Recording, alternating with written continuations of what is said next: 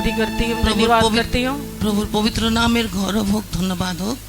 मैं परमेश्वर को बहुत धन्यवाद करती हूँ। मैं कभी कलकत्ता कन्वेंशन में आने का कभी सोचा ही नहीं, अचानक मेरा एक दिन में प्लान बन गया और मैं आ गई। ये परमेश्वर का मर्जी है, ये मैं समझती हूँ। আর আমি প্রভুকে অধিক ধন্যবাদ দিচ্ছি, কারণ আমার কলকাতাতে আসার কোনোদিন আমার পরিকল্পনা ছিল না, কিন্তু প্রভু একদিনের মধ্যে আমার আশাটা ঠিক করে দিলেন। এটা প্রভুর কাজ। 2000 साल हमारे प्रभु यीशु मसीह 2000 साल पहले हमारे लिए कालवरी क्रूस में को अपना लहू बहाया। हम हमेशा ये सुनते आए हैं। আমি সবসময় শুনে এসেছি যে 2000 বছর আগে প্রভু যিশু আমাদের জন্য কালভারি ক্রুশে তার রক্ত বয়ে দিয়েছিলেন। लेकिन वो लहू आज भी जीवित है, वो मेरी गवाही है। কিন্তু সেই রক্ত আজও জীবিত, এটাই আমার সাক্ষ্য। मैं एक मसीह परिवार में 5 बच्चों में बड़ी लड़की होकर पैदा हुआ। আর আমি আমার পরিবারে 5 ভাই বোনের মধ্যে আমি সবথেকে বড়। हम मसीह परिवार थे, लेकिन वो नामधारी मसीह थे। খ্রিস্টীয় পরিবার কিন্তু সাধারণ একটা নামের জন্য একটা পরিবার। मेरी 7 साल की उम्र के समय में मेरी 5वां बहन और मेरी मम्मी की 27वां साल उम्र में पैदा हुआ। আর আমার পঞ্চম বোন, সেই আমার মা 27 বছর বয়সে তিনি জন্ম গ্রহণ করলো। उस बच्चे के पैदा होने के समय में टूबोटमी का ऑपरेशन किया। एनेस्थेसिया के द्वारा मेरी मम्मी पैरालाइज हो गया, कोमा में चले गया। আর সেই বাচ্চা যখন জন্ম হয়েছিল অপারেশন হওয়ার কারণে আমার মা প্যারালাইসিস হলেন।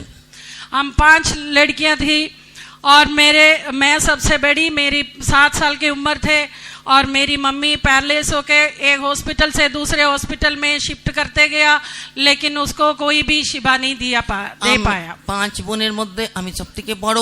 আমার তখন বয়স 7 বছর। আমার মাকে এই হাসপাতাল থেকে ওই হাসপাতালে নিয়ে যাওয়া করতো, কিন্তু মার মধ্যে কোনো পরিবর্তন হয়নি।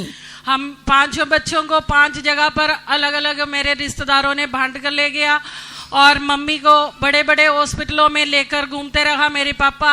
उसके अलावा कई चर्चों में, बड़े बड़े चर्चों में और लेके चलता था। আর আমরা বোনকে আমাদের 5 জায়গা আমাদের আত্মীয় স্বজন নিয়ে গেলেন আমাদের প্রতিপালনের জন্য। আর আমার মা বড় বড় হাসপাতালে ভর্তি হতেন, আমার বাবা আলাদা আলাদা গির্জায় গিয়ে তার জন্য প্রার্থনা করতেন। लेकिन कहीं भी मम्मी ठीक नहीं हुआ। आखिर में डॉक्टरों ने बोला ये कभी ठीक होगी नहीं है, ये लाश जैसे था, ना शरीर हिलता था, ना आंखें खोलता था, कुछ भी, मतलब एक लाश कैसे थे वैसे ही था। और वापस घर ले जाओ और ये इंतजार करो, इनका मौत का इंतजार करने के लिए डॉक्टरों ने कहा। ডাক্তাররা বললেন আমার মা কোনোদিনই সুস্থ হবেন না, লাশের মতন পড়ে আছে, কোনো নড়াচড়া নেই, আর সেই রকমই তার মৃত্যু হবে। তোমরা তার মৃত্যুর জন্য অপেক্ষা করো, বাড়িতে নিয়ে যাও। उस समय हम कैथोलिक चर्च में जाते थे, वहाँ सिस्टर्स होते थे हमारे घर में। हमारी मम्मी का देखभाल करने के लिए सिस्टर्स आते थे मम्मी को, और पाइप के द्वारा लिक्विड दे के और वो अपनी तरफ से प्रार्थना वगैरह करके और उनको देखभाल तो करने के लिए आते रहे, प्रार्थना करते रहता था। আমরা ক্যাথলিক মণ্ডলীতে যেতাম, এই কারণে সেখান থেকে যে সিস্টাররা তারা এসে আমার মাকে দেখাশোনা করতেন আর পাইপ দিয়ে তাকে খাওয়াতে দিতেন, আর তার যেরকম তারা পারতো তারা সেবা করতেন। ऐसे कभी महीने निकल गया, साल निकल गया, लेकिन मेरी मम्मी के मौत नहीं हुआ। অনেক বছর, অনেক মাস, অনেক দিন পেরিয়ে গেল, কিন্তু আমার মার মৃত্যু হয়নি। एक लाश जैसे मेरी मम्मी रहे। আমার মা একটা লাশের মতন পড়েছিলেন। लेकिन एक दिन मेरे मामा जी और मेरे पापा आपस में बात करने लगे। मेरे बच्चे 5 बच्चे कहीं अलग अलग जगहों में है और जब से उनको लेकर गया और कभी भी मेरे पापा ने हमें देखा नहीं, और ये आपस में मेरी मम्मी की बेड पर बैठकर बातें कर रहे थे, दुख हो रहे थे, दोनों आपस में रो रहे थे। আর একদিন আমার মামা আর আমার বাবা দুজনে আমার মায়ের খাটে বসে তারা এই কথা আলোচনা করছিলেন যে আমরা 5 ভাই বোন তারা আলাদা আলাদা জায়গা নিয়ে যাওয়া হয়েছে, আর আমরা এতদিন হয়ে গেছে তাদের দেখিনি। लेकिन उस समय में मेरी मम्मी को और सुनाई देते थे और मम्मी का ब्रेन काम करते हैं ये किसी को नहीं मालूम थे। लेकिन मम्मी, मेरा पापा और मेरी मामा जी आपस में जो भी बातें किया है वो सारे बातें सुन रही थी और वो अपनी अंदर बहुत ज़्यादा दुखी होकर ऐसे कहा, ऐसा कोई परमेश्वर जीवित है तो मुझे मेरे बच्चों को पालने के लिए समय दे दो।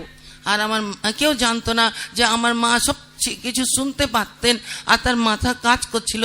আর এরকম আমার মামা আর বাবার আলোচনা শুনে তিনি খুব দুঃখ পেলেন আর প্রার্থনা করলেন যদি কোনো জীবিত ঈশ্বর থাকে সে যেন আমাকে সুস্থ করে যেন আমার সন্তানদেরকে আমি প্রতিপালন করতে পারি আর তার জন্য সেই ঈশ্বর যেন আমাকে সময় দেন। हम कैथोलिक चर्च में होने के कारण चर्च के अंदर कई जीसस क्राइस्ट का, क्रूस का फोटो और मदर मेरी का फोटो, सबकी फोटोज होता था। लेकिन उस समय में मेरी मम्मी के हृदय में मम्मी के सामने क्रूस पर प्रभु यीशु मसीह को देख रही थी और साथ में मम्मी बोला, अगर ये प्रभु यीशु मसीह जीवित है तो मुझे 20 साल मेरे बच्चों को पालने के लिए मुझे जिंदा कर दे। আর আমরা ক্যাথলিক মণ্ডলীতে যাওয়া আসা করতাম এই কারণে অনেক মরিয়ম মাতার অনেক ছবিগুলো ছিল, কিন্তু সেই সময় সে ক্রুশে ঝুলছে সেই দর্শন আমার মাকে প্রভু দিলেন। আর আমার মা প্রভুকে বললেন যে যদি তুমি জীবিত ঈশ্বর হও আমাকে 20 বছর আমার আয়ুকে বাড়িয়ে দাও যাতে আমার সন্তানদেরকে আমি প্রতিপালন করতে পারি। उस अवस्था में मम्मी दर्शन देखना शुरू कर दिया।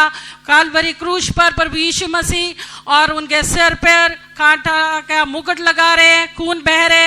मेरी मम्मी बहुत इनोसेंट से पूछ रहे हैं, आपको दर्द नहीं होता? तो उसका जवाब में ये कहता है, मेरा एक एक बूंद लहू तेरे लिए। আর সে সময় কালভারি ক্রুশে ঝুলছে প্রভু তাকে আমার মাকে দর্শন দিলেন। আর আমার মা সব কিছু জানতো না, আর প্রভুকে জিজ্ঞেস করে, হে প্রভু তোমার কি ব্যথা হচ্ছে না? তো প্রভু বলেন, আমার এক একটা ফোঁটা রক্ত তোমার যে কষ্টের জন্য, তোমার রোগের জন্য আমি বইয়ে দিয়েছি।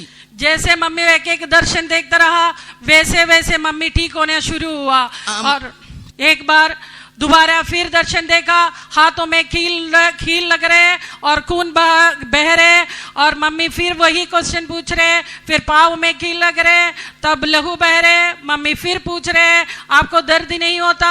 बार बार ऐसे कालवरी क्रूस का दर्शन दिख रहे हैं, लहू बह रहे। मम्मी यही पूछा और जवाब में हमेशा सिर्फ यही सुनता रहा, मेरा एक एक लहू तेरे लिए।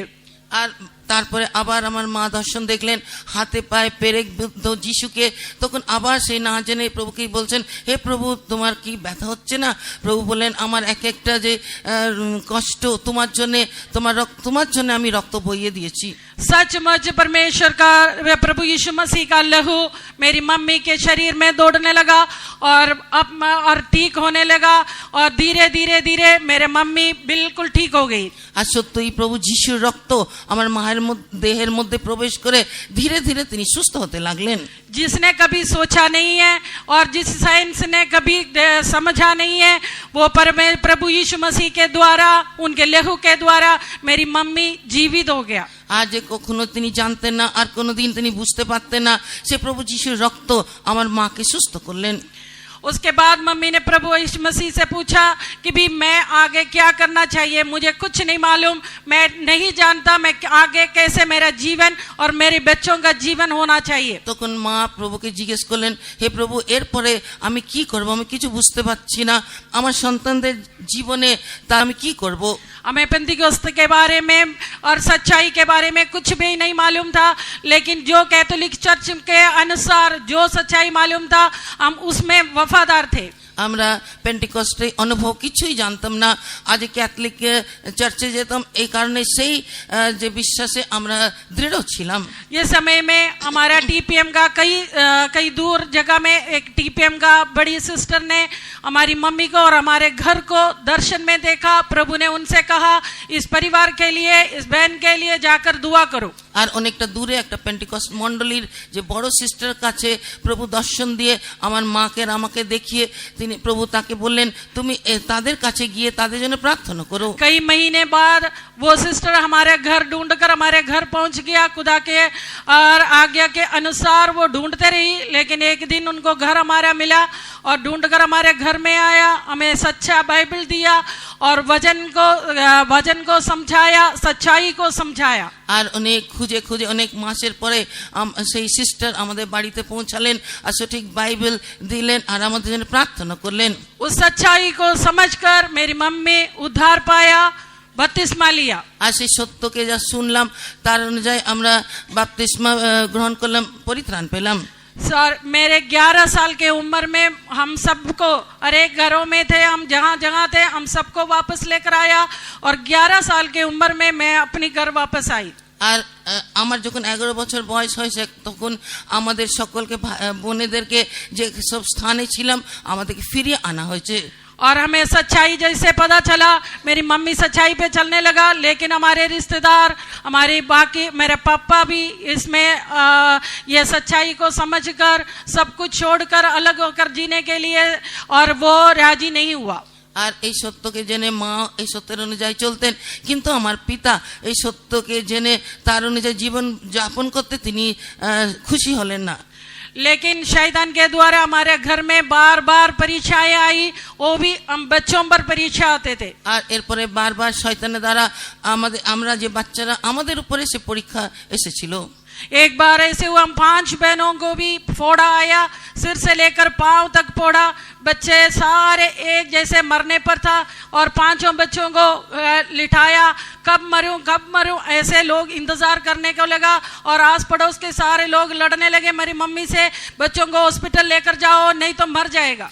এক সময় এরকম হলো, আমরা 5 বোনেদের একই রকমের একসঙ্গে পুরো গায়ে ফোড়া হয়ে আর আমরা 5 জনে শুয়েছিলাম, আর আমাদের মৃত্যুর জন্য আমাদের আশেপাশে লোক, আমাদের আত্মীয় স্বজন তারা অপেক্ষা করছিল, আর মার সঙ্গে খুব ঝগড়া করলো যে তোমরা হাসপাতালে নিয়ে যাও, নাহলে এই বাচ্চাগুলো মরে যাবে।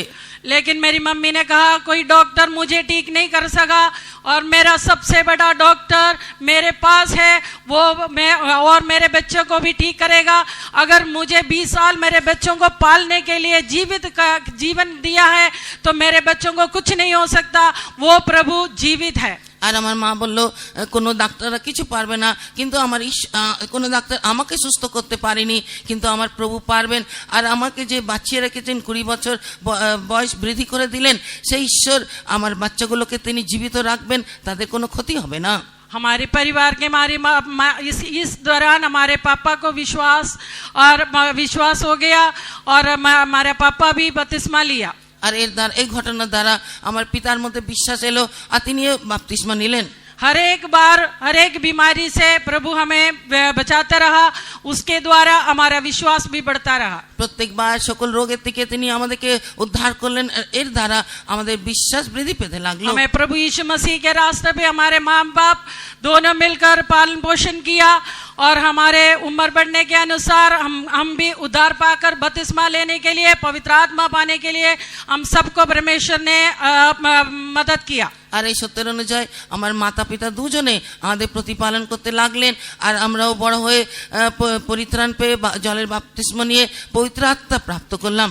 1985 में और मेरे एक सिस्टर सेवा में जाने के लिए खुदा ने मदद किया, और उसी साल में मैं दिल्ली में आई और उसी साल में मेरे एक सिस्टर बॉम्बे चली गई। আর 1985 সালে আমার একটা বোন তিনি সেবাতে যোগ দিলেন, আর আরেকটা বোন তিনি আমি দিল্লিতে এসে আরেকটা বোন তিনি বোম্বেতে চলে গেলেন। 1993 में मेरी मम्मी को 20 साल हो गया, उनका 47 उम्र में मम्मी इस दुनिया से चले गया।